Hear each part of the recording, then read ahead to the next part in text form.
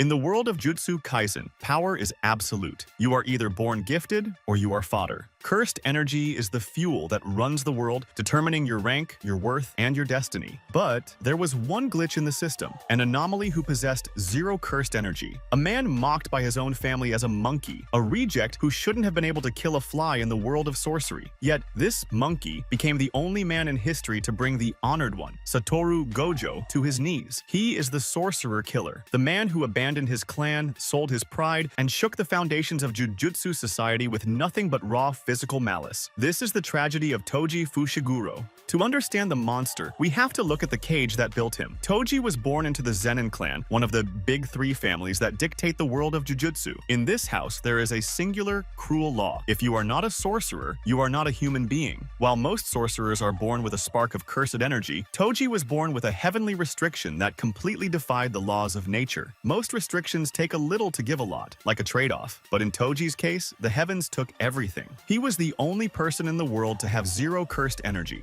Not a drop. To the Zenin, he wasn't just a disappointment, he was a biological insult. They called him a monkey, a creature that couldn't even see the spirits that ruled their lives. The abuse was systematic. As a child, Toji was frequently thrown into the pit of curses. This was a training ground for elite sorcerers, but for a child with no magic, it was meant to be an execution. It was in this darkness, fighting for his life against grotesque spirits he could barely perceive, that Toji received that iconic scar on his lip. But there was one moment that truly defined Toji's worldview. While still a member of the Zenin Clan, he heard rumors of a child born in the Gojo clan, a boy who possessed both the limitless and the six eyes. Out of a rare spark of curiosity, Toji went to see this honored child for himself. Toji was a ghost. He had no presence. He could stand behind a special grade sorcerer and they wouldn't even know he was there. But as he stood in the shadows watching the young Satoru Gojo, the boy suddenly turned. Gojo looked him directly in the eye. He was the first and only person to ever notice Toji standing behind them. In that moment, the hierarchy of the world was set in stone for Toji. There were the gifted, like Gojo, who were born with the power of gods. And then there was him, the man the world tried to erase. Eventually, the monkey broke his chains. He left the Zenin clan on a whim, disgusted by their arrogance. He became an assassin, a ghost who took jobs to fund his gambling and buy expensive cursed tools. He even found a cursed spirit capable of storing his arsenal, swallowing it to keep his hands free and his presence undetectable.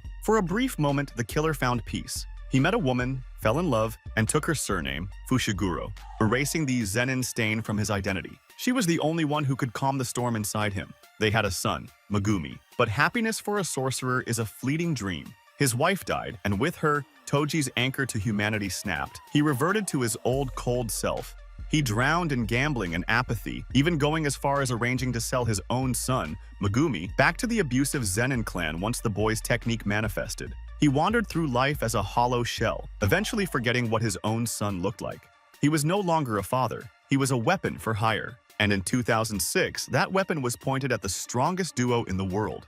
The Star religious group wanted the Star plasma vessel, Riko Amanai, dead. They hired Toji because he was the only one who could do it. Why? Because Toji was invisible. With zero cursed energy, he couldn't be tracked by barriers or the Six Eyes. Toji wasn't just a brute, he was a tactician. He placed a fake bounty on Riko's head, sending waves of amateur assassins to attack Gojo and Geto for days straight. He didn't sleep. He waited. He waited until Gojo, the boy with the Six Eyes, finally deactivated his technique from sheer exhaustion.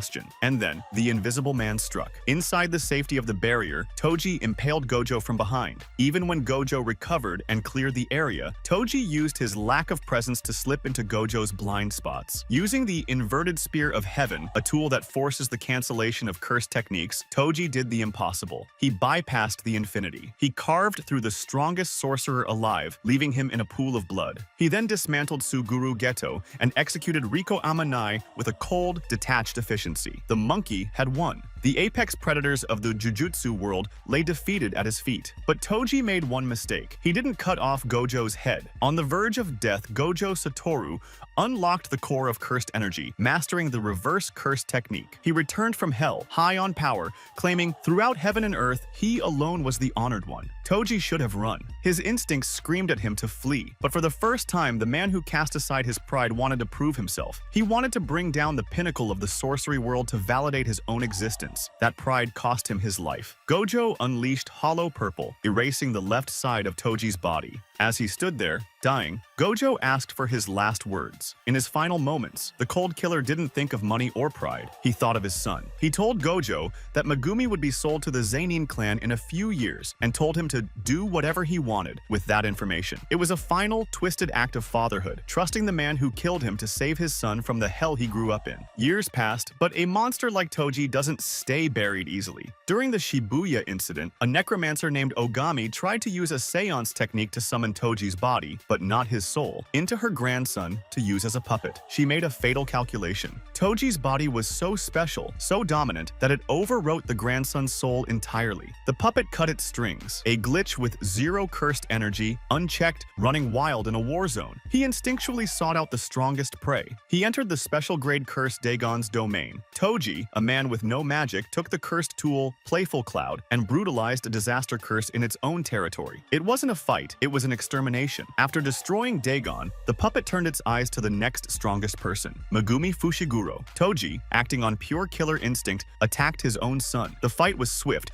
with Megumi barely surviving. But as they clashed, a flicker of the soul returned. Toji recognized him. He stopped. He asked the boy his name, Megumi Fushiguro. Hearing that his son hadn't taken the name Zenin, that he had escaped the cycle of abuse, gave Toji the closure he never found in life. To stop his reanimated body from killing his own child, Toji made the ultimate choice. He stabbed himself in the head, destroying the vessel. He died not as the sorcerer killer and not as a Zenin. He died as Toji Fushiguro, protecting his son one last time. Toji Fushiguro was a villain, a terrible father, and a cold-blooded killer, but he was also the man who forced Satoru Gojo to become a god, and the only human to defy destiny itself. In a world defined by cursed energy, the man with absolutely none left the deepest scar on history. If you want to master the lore of Jujutsu Kaisen and graduate from a casual watcher to a true expert, make sure to enroll in the Otaku Academy by hitting that subscribe button and ringing the bell. We drop deep dives, character analysis, and anime breakdowns every week. Here is your assignment for the comments section. Do you think Megumi would have been better off if Toji had actually raised him, or was he doomed from the start? Let me know your thoughts down below. Thanks for watching Otaku Academy. Class dismissed.